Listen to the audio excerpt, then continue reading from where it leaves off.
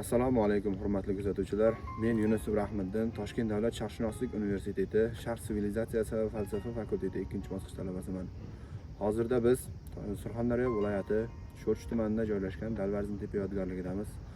Hozir men sizlarga Dalvarzintepa yodgorligi haqida qisqacha ma'lumot berib o'taman. Dalvarzintepa yodgorligi Surxondaryo viloyati Sho'rchi tumanida joylashgan bo'lib, maydoni 47 gektarni tashkil qiladi. Dalvarzintepa yodgorligi ikki qismdan, qudratli mudofaa devori bilan o'ralgan shoh saroyi va shahardan iborat.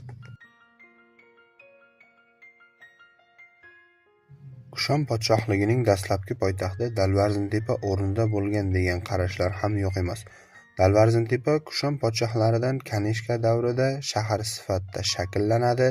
Miloddan avvalgi 1-asr oxiri, milodiy asr boshlarida Shimoliy Baqtriya hududida Dalvarzintepadan boshqa bunchalik yirik shahar manbalarida qayd etilmagan.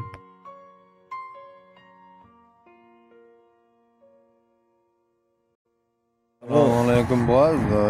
Dalvarzintepa yodgorligi haqida nima deya olasiz? Mana shu ko'rib turgan maydon, dala Dalvarzintepa nomi bilan mashhur bo'lgan joy. Buni Kushon imperiyasining poytaxti deyiladi.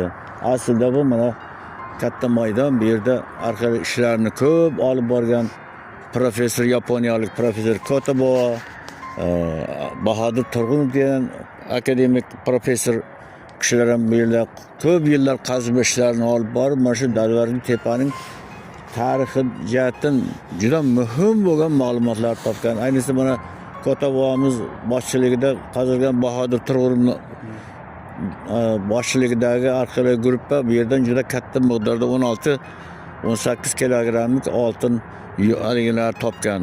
Uning ichida 100 dan oshiq eksponatlar bo'lib, dunyoning hamma ko'p arxeologik muzeylarida saqlanadi. Bu yerda asosiy budizm dinlari rivojlangan, otashparastlik dinlari rivojlangan va oxir oqibatda bu yerda juda katta bir poytaxt bo'lgan. Bu asosan haligi Ipak yo'lining Buyuk Ipak yo'li yo'lida joylashgan juda ajoyib bir joy bo'lgan, maskan bo'lgan. O'z davrida juda rivojlanib, taraqqiy etgan bir mamlakat bo'lgan, poytaxt bo'lgan. Bu yerda juda ko'p insonlar yashagan. Bu yerda haligi savdo yo'li juda kuchli rivojlangan. Bundan tashqari bu yerda haykaltaroshlik, hamma ustachilik, kulolchilik va boshqa juda ajoyib haligi ishlar rivojlangan joy bo'lgan. Bu yerda hozirgi davrda ham juda ko'p qazma ishlar olib borilyapti. Bu aslida o'z tarixan juda kuchli katta qal'a bo'lgan. Mana bu atrofini aylanasiga katta kanal bilan o'rab olingan bo'lgan, suvlik bo'lgan, ihota darajasida. Bu qazma ishlarni olib borganda bu yerda shaharsozlikning eng mukammal darajadagi nozik joylari qilingan, ochib ko'rilgan. Mana bir ko'rib turgan joylarda hammasi mana shu qazma ishlarini olib borgan. Bu yerda qal'a, uning devorlari qandaydir g'ishtlar bilan qurilgan. Hozirgi davrda bu davlat tomonidan aliga olingan, himoyaga olingan. Boshqa qishloq xo'jalik ishlariga jalb qilinadigan narsalardan xolis bu atroflar butun aliklarni o'rab olinib, bu yerda himoyada turadi. Ana shunday joy bu yer. Hozir buni arxeologlar juda kelib o'rnashib, tekshirib, tarixini o'rganyapti. Uning tarixini o'rganib, albatta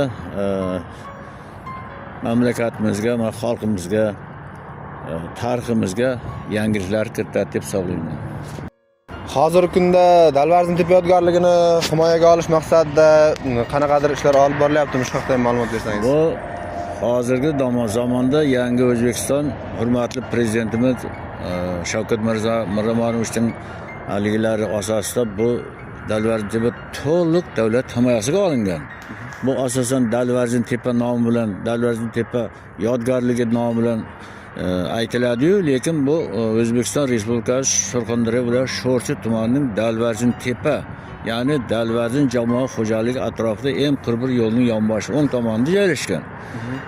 Hozirda juda kuchli himoyaga olingan. Bu yerda mamlakatimizning hamma tarix, ayniqsa Surxondaryo Surxondaryo viloyat ilmiy tekshiruv instituti bor haligi tarix filologiya fakultetining nimalari kelib, domlari kelib bu yerda ajoyib qozishlarni olib borib, ularning tarixini o'rganyapti va xullas bu kelajakda juda ajoyib ish bersa kerak deb o'ylayman. Katta rahmat sizga. Assalomu alaykum ustoz. Dalvarzintepa haqida ma'lumot berib bersangiz. Dalvarzintepa Surxondaryo viloyati Sho'rchi tumanida joylashgan bo'lib, Sho'rchi tumanidan 10 kilometr shimoliy sharqda joylashgan. Bu mazkur inshoot miloddan avvalgi 2-asrda bunyod etilgan deb taxmin qilinadi. Milodiy 1-asrga kelganda Kushon podshohligining poytaxti sifati darajasiga yetadi. Umumiy maydoni 47 gektar. 1962-yildan boshlab O'zbekiston Yasir arxeologiya tadqiqotlari instituti o'sha joyda tadqiqotlarni boshlagan bo'lsa, 1967-yildan boshlab doimiy tarzda Dalvarzintepada mavsumiy arxeologik izlanishlar olib borilyapti.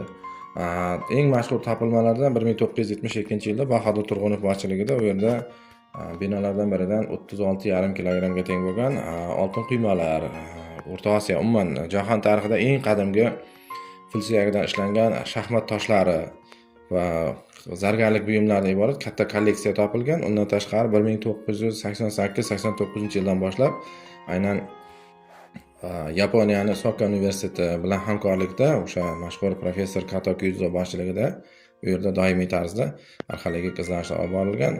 Bu hududda toki milodiy 3-4-asrgacha Dalvarzintepada faol hayot mavjud bo'lgan. Kushon podshohligi davrida u yerda madaniyat yuksalib, buddizmning tarqalishida eng muhim rol o'ynagan joylardan bittasi hisoblanadi. Shuningdek, milodiy 8-asrgacha Dalvarzintepa arablar istilosigacha faoliyatini davom ettirganligi arxeologik qazishmalar jarayonida aniqlangan.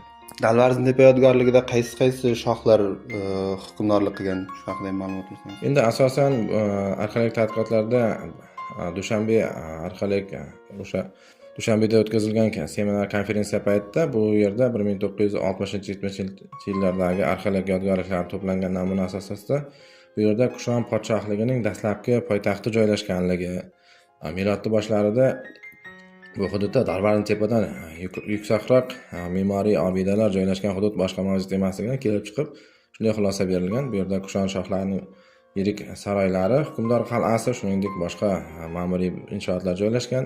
Shahar tashqarisidan esa